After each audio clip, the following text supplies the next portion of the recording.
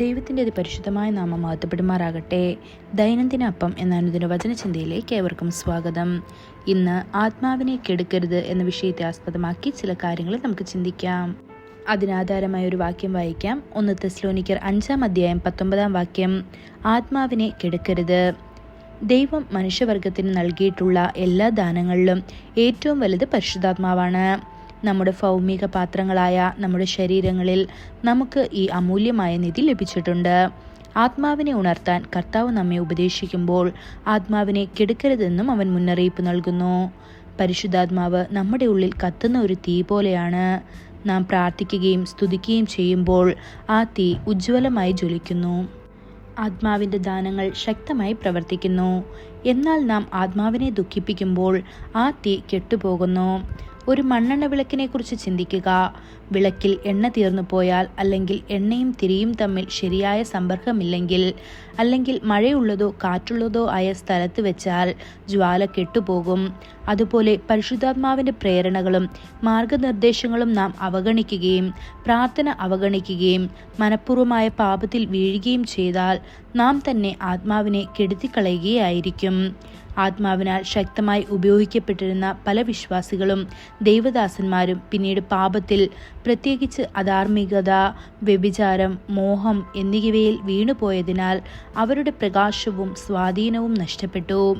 ആത്മാവിൻ്റെ അഗ്നി ജ്വലിച്ചുകൊണ്ടേയിരിക്കാൻ നിങ്ങൾ ആഗ്രഹിക്കുന്നുവെങ്കിൽ പാപകരമായ ആഗ്രഹങ്ങൾക്ക് ഒരിക്കലും ഇടം നൽകരുത്. നിങ്ങളുടെ ശരീരത്തെ, പരിശുദ്ധാത്മാവിൻ്റെ ആലയത്തെ വിശുദ്ധമായും ശ്രദ്ധാപൂർവമായ ശിക്ഷണത്തിലും സൂക്ഷിക്കുക. തിരുവെഴുത്ത് മുന്നറിയിപ്പ് നൽകുന്നു. ദൈവം നമ്മെ അശുദ്ധിയിലേക്കല്ല വിശുദ്ധിയിലേക്കാണ് വിളിച്ചത്. അതിനാൽ ഇത് നിരസിക്കുന്നവൻ മനുഷ്യനെയല്ല, തൻ്റെ പരിശുദ്ധാത്മാവിനെ നമുക്ക് തന്ന ദൈവത്തെയാണ് നിരസിക്കുന്നത്. ഇത് 1 തെസ്സലോനിക്കർ 4:7-8 വാക്യങ്ങളിൽ കാണപ്പെടുന്നു. കർത്താവിനെ അഗാധമായി സ്നേഹിച്ച ദാവീദിന്റെ ജീവിതത്തിൽ മോഹം നിശബ്ദമായി കടന്നു വന്നു. അവൻ തൻ്റെ കൊട്ടാരത്തിൻ്റെ മേൽക്കൂരയിൽ നടക്കുമ്പോൾ അവൻ്റെ കണ്ണുകൾ ആഗ്രഹത്താൽ ആകർഷിക്കപ്പെട്ടു.